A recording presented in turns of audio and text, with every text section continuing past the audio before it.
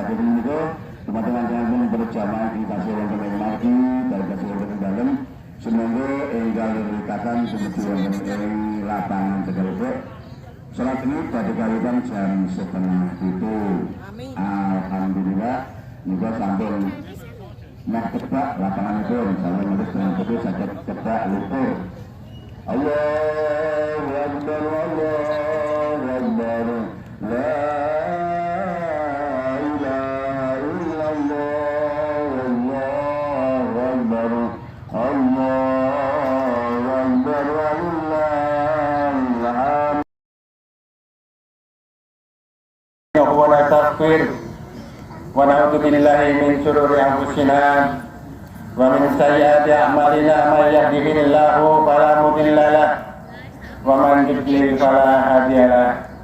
Asyhadu an la ilaha illallah wahdahu la syarika lahu wa asyhadu anna Muhammadan abduhu wa rasuluhu la nabiyya ba'da. Allahumma shalli wa sallim wa barik ala sayyidina Muhammadin wa mawala la haula wa la quwata illa billahi al-azim. Ayuha hadirun ittaqullaha haqqa tuqatih wa la tamutunna illa wa antum muslimun. Faqala Allah ta'ala fi kitabil karim, a'udzu billahi minasy syaithanir rajim.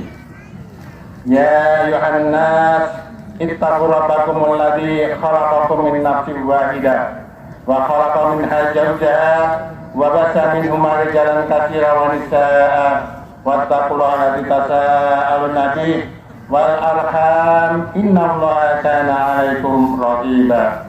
Wa qala ta'ala ya ayyuhalladzina amanu taqullaha wa qulu qawlan sadida yuslih lakum a'malakum wa yaghfir lakum dzunubakum wa man yuti'illaha wa rasulahu faqad faza fawzan 'azima. Shadaqallahul 'azim.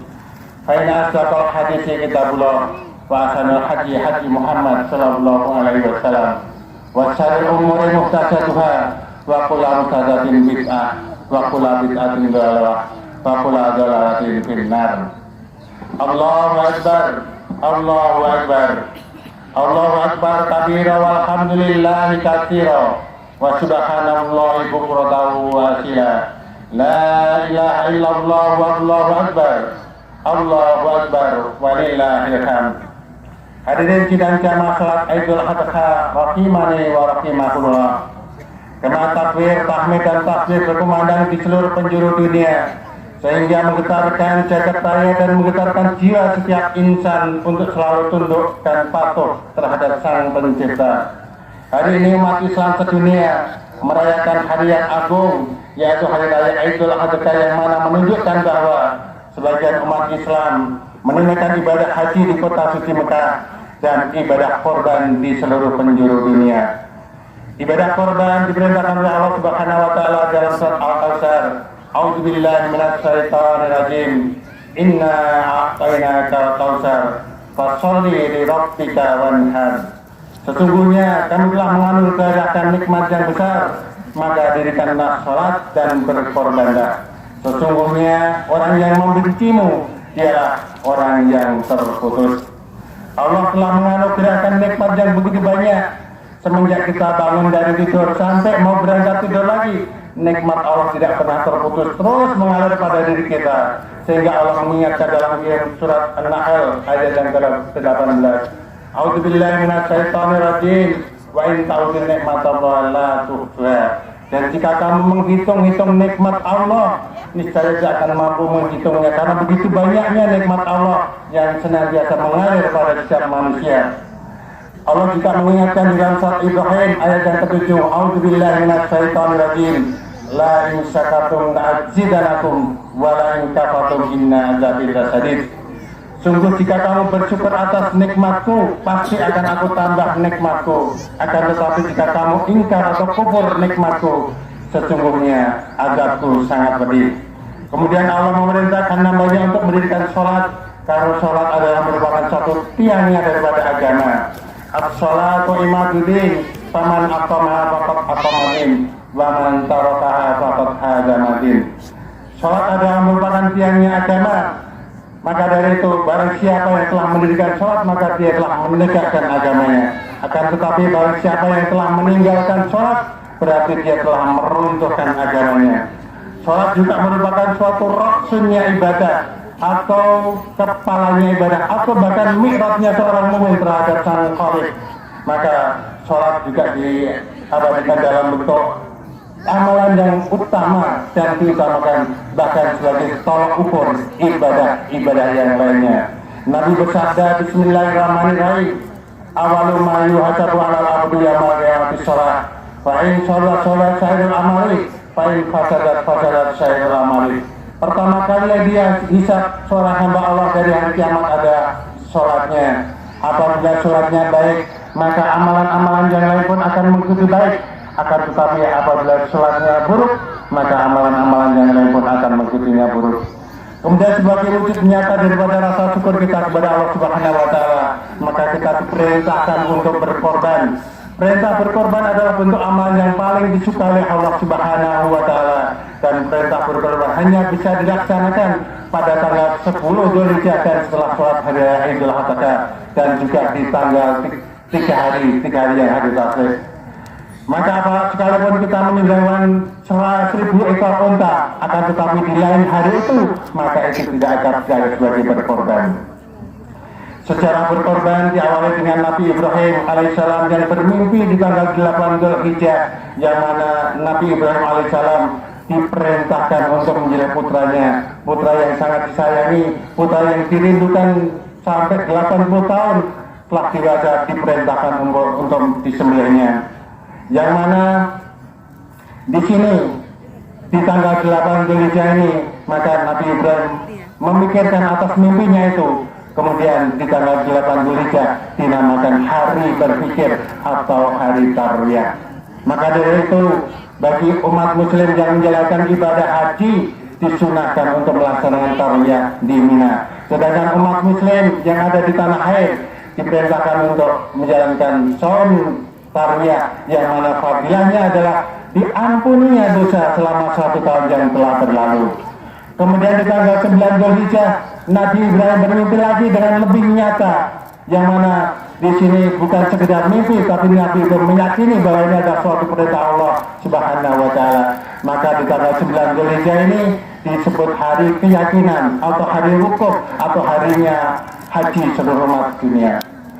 Kemudian di tanggal Dzulhijjah ini, maka bagi yang di tanah air disunahkan untuk melaksanakan saum Arafah. Apa fadilahnya? Yaitu akan diampuninya dosa selama 2 tahun, yaitu 1 tahun yang telah berlalu dan 1 tahun yang akan datang. Kemudian Nabi Ibrahim menyampaikan mimpinya kepada putranya Nabi Ismail. Kemudian disampaikannya kepada Nabi Ibrahim. Kemudian ini diabadikan di dalam surat Al-Quran, surat As-Saffat ayat 102. A'udzubillahi minasyaitonirrajim. Falamma balagha ma'asya qala ya bunayya inni ara fil manam anni adbahuk fanzur madza tara. Ya bunayya adalah merupakan panggilan orang tua terhadap putranya yang paling santun, paling indah. Kemudian, wahai putraku, sesungguhnya aku melihat dalam mimpiku bahwa aku menyembelihmu, maka pikirkanlah. Kemudian bagaimana jawaban seorang putra yang amat soleh, Nabi Ismail? Ya abati firma tu'maru satajiduni insyaallah minas sabirin. Ya abati adalah panggilan anak terhadap orang tua yang paling santun, yang paling indah. Maka Nabi Ismail pun menjawab, wahai bapakku, kerjakan apa yang diperintahkan kepadamu. Insya Allah kamu akan mendapatiku termasuk orang-orang yang bersabar. Betapa berat pedihnya perasaan hati Nabi Ibrahim untuk melaksanakan perintah ini, karena putra yang lama dirindukan, putra yang sangat disayangi. Betapa pedihnya untuk melaksanakan perintah ini. Subhanallah. Akan tetapi iman yang berbicara, ketakwaan yang berbicara, maka perintah seberat apapun bakal dilaksanakan oleh seorang Khalilullah Nabi Ibrahim alaihissalam. Maka Nabi Ibrahim pun menyiapkan pisau yang sangat tajam. Kemudian keduanya mohon pamit, mohon izin kepada Siti Hajar mau pergi ke Mina. Di tengah perjalanan Nabi Ibrahim digoda oleh iblis laknatullah. untuk menggagalkan niatnya. Wahai Nabi Ibrahim, kenapa engkau tidak menyembelih putramu, di mana engkau sangat merindukan akan kedatangannya begitu lama? Itu dialah perintah yang sangat kejam. Kenapa kamu mau melaksanakan? Nabi Ibrahim tahu bahwa itu adalah gangguan daripada iblis laknatullah, maka diambillah kerikil, kemudian dilemparlah iblis tadi. Bismillahirrahmanirrahim, Allahu Akbar. Kemudian di sini diabadikan dalam rukun haji, yaitu melempar jumrah Aqabah. Iblis melihat keteguhan hati Nabi Ibrahim tetap akan melaksanakan perintah Allah itu, maka didatangilah Siti Hajar untuk menggagalkan niatnya. Wahai Siti Hajar, Nabi Ibrahim dan Ismail pergi ke Mina bukan untuk berburu, akan tetapi Nabi Ibrahim diperintahkan untuk menyembelih putranya oleh Allah Subhanahu wa Ta'ala. Bagaimana jawaban seorang istri yang sangat soleha? Wahai iblis, jika aku itu memang benar perintah Allah Subhanahu wa Ta'ala, jangankan hanya putraku, aku pun siap menghadapi kematian. Akhirnya diambillah kerikil, dilemparlah iblis. Bismillahirrahmanirrahim, Allahu Akbar. Maka peristiwa ini diabadikan dalam rukun haji, yaitu melempar jumrah wusta. Iblis merasa gagal menggoda Nabi Ibrahim dan Siti Hajar, maka didatangilah Nabi Ismail yang dianggapnya masih kecil, masih polos, masih diragukan akan keimanannya. Maka didatangilah, wahai Ismail, kamu masih kecil, baru senang-senangnya bermain, kenapa kamu mau disembelih oleh bapak kamu? Lantas Nabi Ismail tahu bahwa itu adalah iblis laknatullah, maka diambilnya kerikil, dilemparnya. Bismillahirrahmanirrahim, Allahu Akbar. Maka peristiwa ini diabadikan, yaitu melempar jumrah ula. Yakinlah keduanya akan melaksanakan perintah Allah Subhanahu wa Ta'ala dengan penuh ketakwaan, kesabaran dan keikhlasan. Maka Allah berseru kepada malaikatnya, wahai para malaikat, saksikan bahwa hambaku telah berserah diri penuh dengan ketaatan, tunduk dan patuh dengan sempurna. Maka para malaikat pun menyambutnya dengan bertakbir, Allahu Akbar, Allahu Akbar, la ilaha illallah, wallahu akbar, walillahil hamd. Ini adalah sebagai bentuk jawaban Allah Subhanahu wa Ta'ala terhadap para malaikat yang telah meragukannya diutus manusia sebagai khalifah di muka bumi. Maka dibarengkan Nabi Ismail menghadap Ka'bah dan ditempelkanlah sebelah pisau yang sangat tajam ke leher Nabi Ismail, dan nyatalah ketaatan akan keduanya. Maka Allah berfirman di dalam surat As-Saffat ayat 105 dan 107, A'udzubillahi minasyaitonir rajim. Qad sadaqta ru'ya inna kadzalika najzil muhsinin. Sungguh kamu telah membenarkan mimpi itu, yang demikian itu kami memberikan balasan kepada orang yang berbuat baik. Inna hadalah wal bala'ul mubin. Sesungguhnya ini benar-benar ujian yang nyata. Wa fadanahu bi dhibnin adim, dan kami tebus anak itu dengan seekor sembelihan yang sangat besar. Kemudian Allah memerintahkan Nabi Ibrahim, kemudian malaikat pun mengirimkan seekor domba yang besar dan gemuk muncul dari sebuah batu. Kemudian Allah memerintahkan mereka berdua untuk menyembelih domba yang besar dan gemuk itu sebagai hadiah dari Allah Subhanahu wa Ta'ala karena ketaatannya. Allahu Akbar, Allahu Akbar, Allahu Akbar, walillahil hamd. Perintah berkorban ini sebagai wujud simbol kemenangan umat manusia terhadap godaan iblis laknatullah, sehingga bisa menjadi ibrah buat kita semua bahwa setiap perbuatan baik, niat baik akan selalu ada godaannya. Godaan yang pertama timbul dari lubuk hati kita sendiri, kemudian mungkin datang dari istrinya, kemudian datang dari anaknya. Maka dari itu kita harus pandai-pandai mencikapinya dengan bijak dan penuh ketakwaan kepada Allah Subhanahu wa Ta'ala. Hadirin sidang jamaah salat Idul Adha rahimani wa rahimakumullah. Kita sebagai hamba yang beriman, maka harus berusaha sekuat tenaga agar kita bisa meneladani peristiwa yang agung, peristiwa pengorbanan seorang putra yang sudah lama dirindukan akan kehadirannya, sehingga kita mampu melaksanakan perintah Allah untuk berkorban dengan harta-harta yang kita tani demi ketaatan kita kepada Allah Subhanahu wa Ta'ala. Bahkan Nabi Muhammad sallallahu alaihi wasallam bersabda, "Man kana lahu sa'ah falam yudah fala yaqrabana usrana." Barang siapa yang mampu berkorban tapi meninggalkannya, maka jangan sekali-kali mendekati tempat sholat. Pada prinsipnya, menyembelih hewan kurban adalah menyembelih sifat-sifat binatang yang melekat pada diri kita, pada diri manusia, yaitu sifat rakus, sifat tamak, tidak pernah peduli dengan sesama, dan maunya menang sendiri. Sehingga apabila kita berkorban, kita akan menjadi pribadi yang berakhlakul karimah. Maka dari itu, tidak layaknya bagi muslim yang mampu untuk melaksanakan perintah berkorban dengan hewan yang telah disyariatkan oleh Allah Subhanahu wa Ta'ala. Untuk itu, bagi mereka yang tahun ini mampu melaksanakan berkorban, mudah-mudahan amal ibadahnya akan diterima oleh Allah Subhanahu wa Ta'ala dan bisa menambah ketakwaannya kepada Allah Subhanahu wa Ta'ala. Akan tetapi bagi mereka yang belum mampu, maka dari kuatkan ajar kita untuk tahun depan atau mungkin tahun berikutnya, kita sisihkan uang, kita tabung agar kita bisa melaksanakan perintah Allah untuk berkorban. Untuk ibadah haji, Allah berfirman di dalam surah Al-Imran ayat yang 97, A'udzubillahi minasyaitonirrajim, walillahi 'alan nasi hajjul baiti man istata'a ilaihi sabila. Mengerjakan haji adalah kewajiban manusia terhadap Allah, yaitu bagi orang yang istita'ah atau mampu mengadakan perjalanan ke Baitullah, ke Mekah. Allah tidak memanggil orang yang kaya, orang yang berkelimpahan harta, akan tetapi Allah memanggil orang yang dirinya merasa terpanggil untuk menunaikan ibadah haji. Karena banyak orang yang mampu, orang yang kaya, tapi enggan untuk melaksanakan ibadah haji. Akan tetapi banyak dari kalangan orang yang pas-pasan, bahkan tidak mampu, tapi karena dia merasa terpanggil dirinya untuk ingin melaksanakan ibadah haji, sehingga Allah pun akan memampukan dan memberikan kekuatannya. Allah Subhanahu wa Ta'ala telah menunda keberangkatan haji tahun 2020 dan 2021 untuk jamaah haji Indonesia dan negara-negara lain. Para calon jamaah haji belum bisa memenuhi panggilan Allah karena wabah pandemi corona. Akan tetapi di sini di tahun 2022 atau 1443 Hijriah ada pemberangkatan sekalipun toh kuotanya hanya 50% dan dengan syarat usia 65 tahun ke bawah.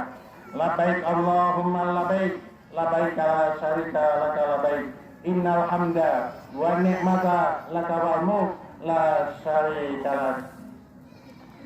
Hadirin sidang jamaah Idul Adha rahimani wa rahimah. Ada sebuah adab yang ternyata hanya terjadi di Indonesia saja dan tidak pernah terjadi di negara lain.